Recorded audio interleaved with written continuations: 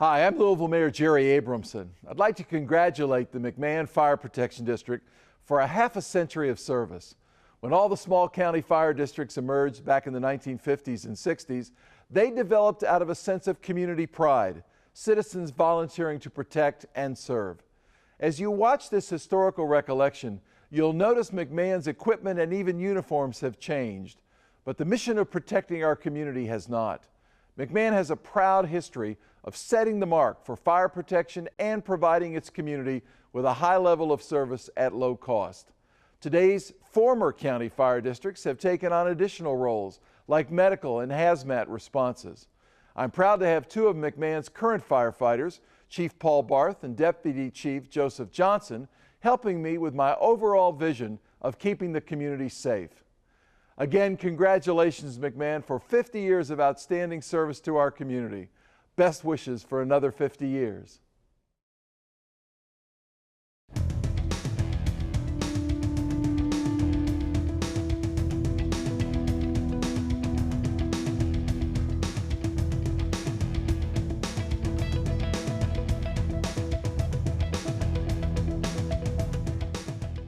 Nothing compared to it, and it was just the excitement.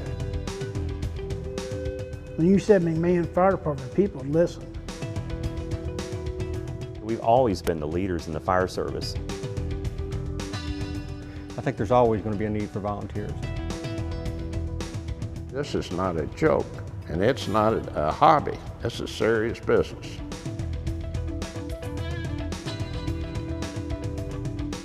It started in 1955 as a money-saving idea and has grown into a lifeline for the Hikes Point community. This is the story of the McMahan Fire Protection District. 50 years of proudly serving our community.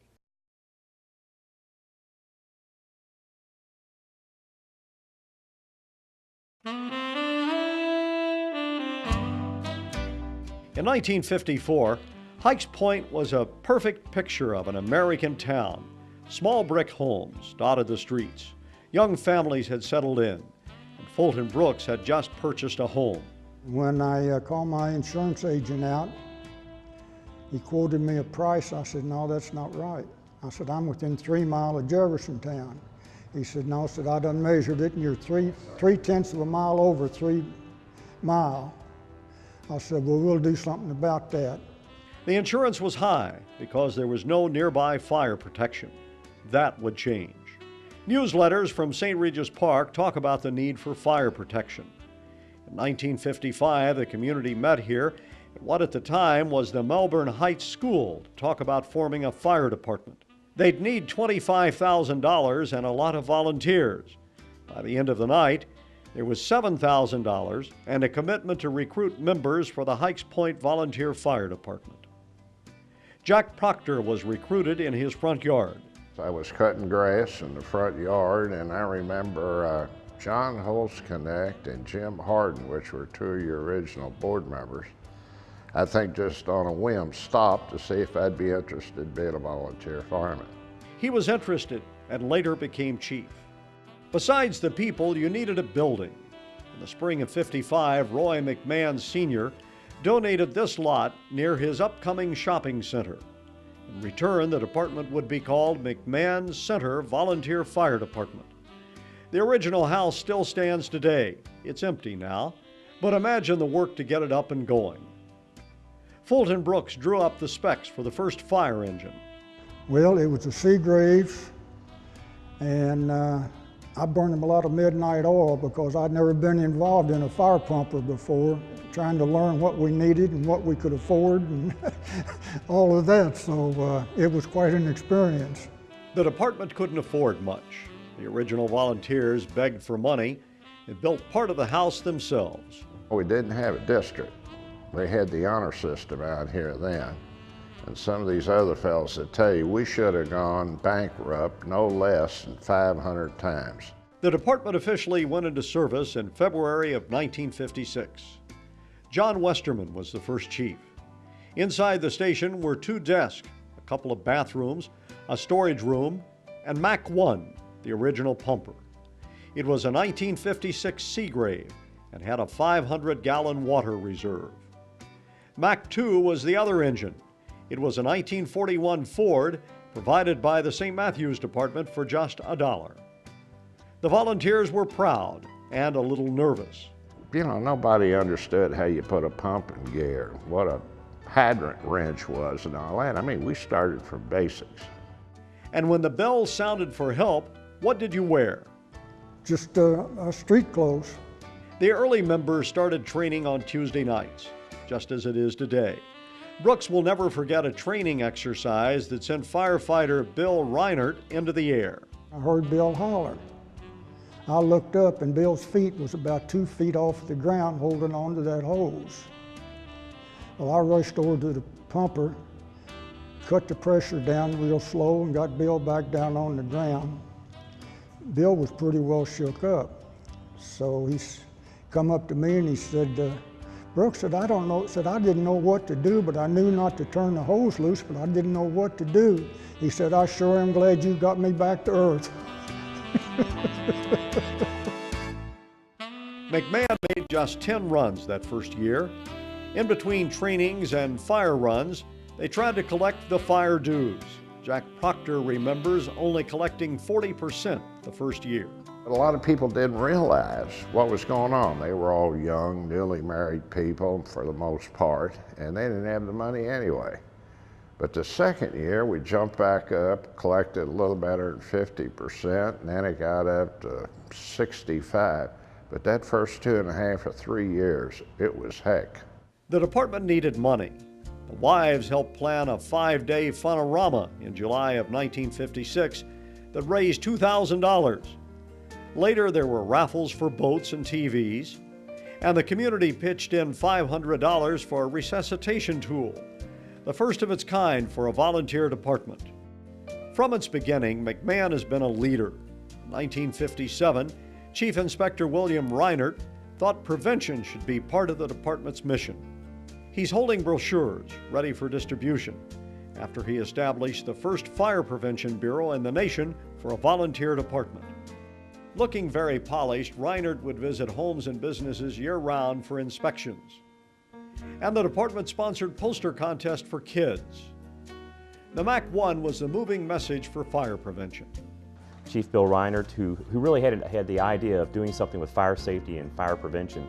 He was out there, he was known for his efforts in fire safety and fire prevention, and he kind of started that effort. There used to be a big parade downtown that we were very much a part of about fire safety and fire prevention, and Mr. Reinert always led that. Firefighters love to educate children. When Jack Proctor was chief, the scouts would visit the station, and members were all smiles as they showed off the equipment.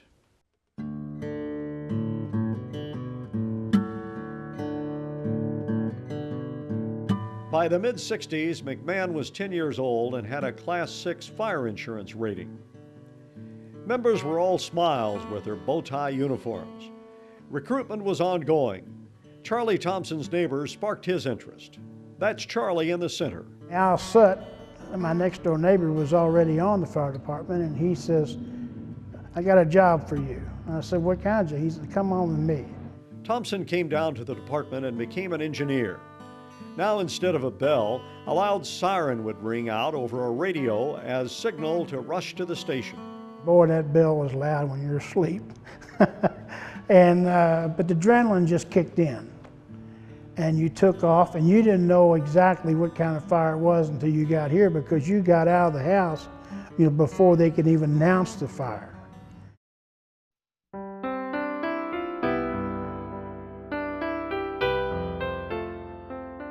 In 1966, Albert Sam Barth became chief. He set a 1-minute response time for the department when the siren sounded, quite a feat for those days. He was chief, and he never missed a fire run. He also chaired the Board of Trustees until his death in 1993. He was good at building people and getting people to work together, and that was his forte, I guess, in the fire department. He could take people from all walks of life and get them to come together and to do a job, and that's what he was most known for.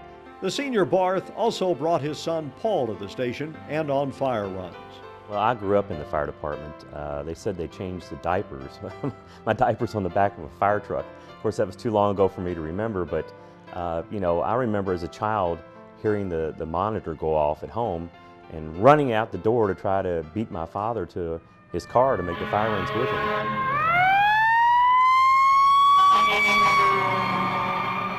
It definitely was and still is a rush to go to a fire run. Randy Glover remembers when the department finally got radios. We had the big old radios. You didn't have the little pocket-sized things that you clip on your belt now. And we would have them, and no matter where you were, you stuck around the area just in case if you had that fire run. Then when you had that fire run, that was it. The volunteers would drop anything for a fire run, including a senior prom date. I said, let's go home and you can change clothes and we'll go to breakfast. Well, I heard that siren go off. Well, I said, we can't go home. So we came up here. And believe it or not, she sat in this firehouse all night long with her prom dress on while we were fighting a fire with St. Matthews at Jamestown apartments were burning down. And we were there almost all night long. I come back in this firehouse and we were all black, sooty, and she was all prettied up in her dress. She said, don't you dare touch me. So, but since then I married her, and you know, I've been married to her for 38 years. Even the community understood the urgency. Mario's Pizza used to sit next to the original firehouse. It's the building there in the corner. The employees made sure a firefighter's meal didn't go to waste. And there would be firemen in there left and right, eating dinner or something. And when this siren went off, chairs turned over, tables got knocked, food got knocked on the floor, and that place was almost empty. And they would take and put it up and heat it for us, and just take care of us like little babies.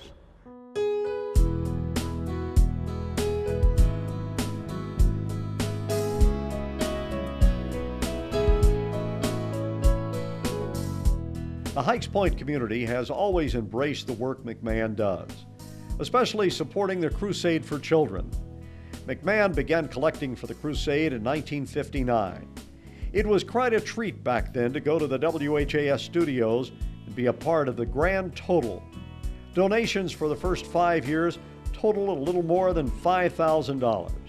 By the mid-70s, the department was collecting over $10,000 each year and used some interesting tactics. On Friday night, we'd load up a truck, like 22 here, and we'd ride downtown and we'd go into the bars with our boot and helmet and we'd collect money. Crusade time was always a fun time. It was really hard because of the time involved, and I'm sure that's still true today. WHAS Crusade for Children. Thank you, sir. We appreciate your donation. Have a good day. Since 1959, McMahan has raised $3 million for the crusade. It's always one of the top 3 fire departments.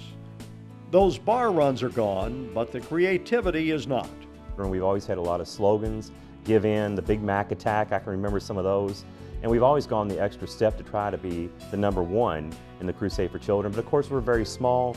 We don't have the manpower such as the other larger departments that raise the large dollars. But I think being smaller has made us tougher and given us that taste of wanting to be #1 someday. And that's the passion behind all this. It's time to share your love and see the light and make this year's $73,906.21. Good job. Well done, McMahan.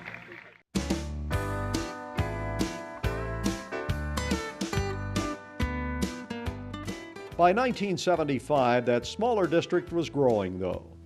It was a year of tremendous change. First, the district became an independent tax district, and the name changed from the McMahan Center Volunteer Fire Department to the McMahan Fire Protection District. The department purchased a telesquirt, a ladder truck too big for the current station, so the department needed a bigger house. Chief Paul O'Leary helped locate this site on Taylorsville Road. The new station opened in May of 1975. The Mac 1 and the original station were sold.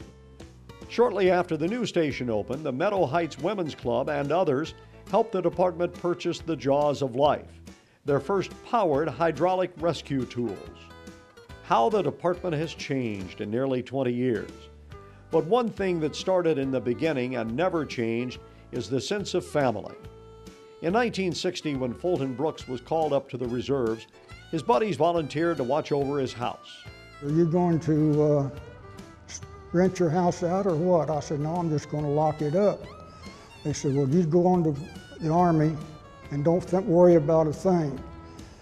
You leave your next door neighbor a key, and if we have a storm and water gets in your basement, you have no electricity, we'll come down and pump your basement out. If a window gets broken, we'll go down and put the window in. You just forget about the house, it'll be taken care of. That's the kind of camaraderie that we had in this fire department. And inside the original station on Hunsinger Lane, if there wasn't a fire run, there was a party. Golly, we'd have New Year's dance. Anytime we could have a dance, we'd have one. I remember the Christmas parties at the fire station. One of my fondest memories was we always used to put a big Christmas tree up in the middle of the bay. And it was really funny because when a fire run would come in, it always seemed to get knocked over, and we'd be rebuilding the Christmas tree every year.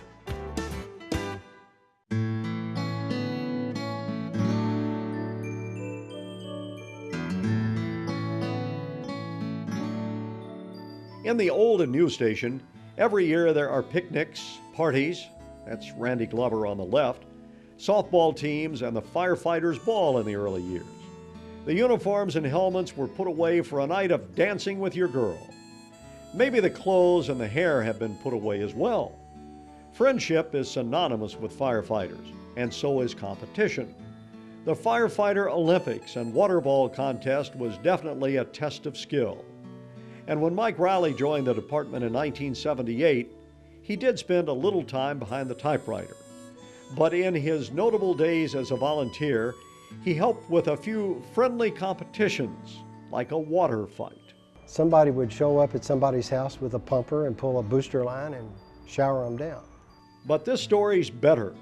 It was a dark night when Hollermert and a few others borrowed the new sign on Jeffersontown's fire station. About the time we got the sign off the wall, one of J-Town's apparatus was coming around the corner and saw us. So we put the sign in the back of the pickup and took off like bats out of hell. Riley and his crew had to think quickly when a Jeffersontown police car pulled up to the McMahan station. They had serious looks on their faces. And we put the sign in the women's bathroom. And the J-Town cop said, we need that sign back. You know, we said, what sign? We don't know what you're talking about. They said, you have the sign. We know you have the sign. We want to look around. Well, sure, come on in. So they looked and looked and looked everywhere except the women's bathroom, because women were going in and out. And they left. We put it on the roof. Later they came back and said, we forgot to check the women's restroom. They went into the restroom, sure, and no sign. So the next day we returned the sign to J-Town. There were no problems. Lucky for them. Experience in the fire department was most always necessary for promotion. But that wasn't the case for Mike Hollermert. He joined in 1977, and to his surprise got a promotion after nervously driving an engine for the first time with no training. I guess I did okay. I mean, I didn't hear anybody screaming at me, telling me that they needed more water. So I guess I had the right amount of water, the right pressure. And I guess about a week or so later, I don't know if it was after an officers meeting or something, I remember him coming up to me and saying, Mike, you did a pretty good job as an engineer on that field fire. You're now a sergeant. I'm like, okay, great. It did work out okay. Hollermert no longer fights fires, but chairs the McMahan Board of Trustees. In the 70s, just joining the department was somewhat comical. It was a lot different back then than it is now. It was you had a 90-day probationary period, and the firefighters voted on you to become a member. Not that that's the most legal thing to do, but... There probably wasn't any doubt Barth would get the vote. He grew up in the department with his dad. He became a member in '75 and then chief in 1983, a job he still holds today. When Paul Barth became chief, he got a paycheck. He was the first career fire chief for McMahan, and other firefighters were hired full-time as well. Back in the 1960s, we'd make 60 calls for service in a year. Well, it's not unheard of now to make 60 calls for service in 2 or 3 weeks. So that in itself has been the catalyst for making us have to change over from an all-volunteer fire department to a part-paid, part-volunteer fire department. But the volunteers are purely the core of the fire department, and we couldn't do it without them. There's just no way that we could have a fully paid fire department here. We don't have the tax base to do that. Shortly after Barth became chief, the district received a Class 2 fire rating, which means residents in the Hikes Point area have some of the lowest insurance rates in the nation. Throughout the years, there's always been that force that draws someone to be a firefighter. For Deputy Chief Joe Johnson, it was his dad. When I was in kindergarten, my dad was a daytime officer. He'd pick me up at noon and we'd hang out at the firehouse all day. And the family tradition doesn't stop there. Deputy Chief Joe Johnson's son, Josh, has just joined in the McMahan ranks early as an explorer. And for all firefighters, it's the chance to protect and serve. Every firefighter trains and trains and trains to save lives, number one, and property. And very seldom do firefighters, does the average firefighter have a chance to actually save a person's life. Mike Riley will always remember, though, the night he and Chief Barth saved a life. It was the middle of the night, and as he raced to the fire, his map book dropped. I knew I was close, and I knew that I really couldn't take the time to look at the map book, open it up and find the page, etc. And I said a prayer. I asked God to help guide me to this house. And I made no wrong turns. I went straight to the house.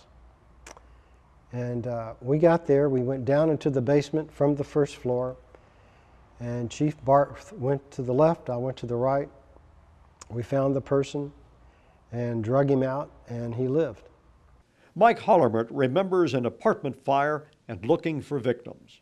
And I remember crawling through these apartments, and they always tell you, look under the beds and things like that. And I remember crawling up to the bed and saying, God, I hope there's nobody under here. Lift it up, oh, good. And then moving on to the next room. A house explosion on Pomeroy Drive in 1999 was one of the most devastating scenes for Joe Johnson.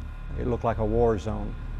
There were bricks and mortar and rocks and glass and wood and all those kinds of things all over the street. We had one house that the only thing that was sitting there was the shell of a basement. We had a house on fire. On the left side, we had a house and a car on fire. On the right side, we had the roof, part of the roof of the house that blew up on top of it. They were coming in real low, and he just looked like he couldn't gain any altitude. And when he hit the line, a big ball of fire lit up. A few years earlier, there were no flames, but certainly a lot of fear when this hot air balloon was stranded just above Interstate 64. You said for definite, both on the ground now, right? Man made the rescue, and the story made national news. Since 1987, firefighters have lived at the station in order to provide that quick response. The ladies' auxiliary has gone away, and the women have taken frontline roles. There are over 15 full and part-time firefighters at McMahan, but the majority of the department is still volunteers. Today we are a very professional organization, from the paid chief all the way to the lonely little volunteer recruit or explorers. We are doing a lot of medical calls. When I got on the department, we made very few medical calls. EMT wasn't a requirement, but a lot of us did it anyway because we used it a lot on car wrecks. Now, we're probably making just as many, if not more, medical calls than fire calls. Because of that shift in responses, many firefighters are also EMTs. Now, we want to take this roof off. But the challenge is to keep people interested in the fire service, especially the volunteers. The fire runs are down some. While they are a lot more, they're not as exciting. Fire alarms, resetting the button, pushing the reset button is not that big a deal. We just don't make that many structure fires anymore. Nonetheless, McMahan is always ready when the alarm sounds. The original members of this department set the standard, and it's here today. Sparky knows not to go running through the house because he might... Children learn a lot about fire prevention with gadgets, but they still get a piece of nostalgia with a ride on an old engine donated by the McMahan family. The Explorer program brings the Scouts here, and firefighters don't worry about not having a helmet or riding on the back of a truck. Today, the Seagraves can pour 1,000 gallons a minute on a fire, and there's air conditioning inside the cab. McMahan is known for its leadership. Chief Barth was honored to represent firefighters as part of a presentation in New York City after 9/11.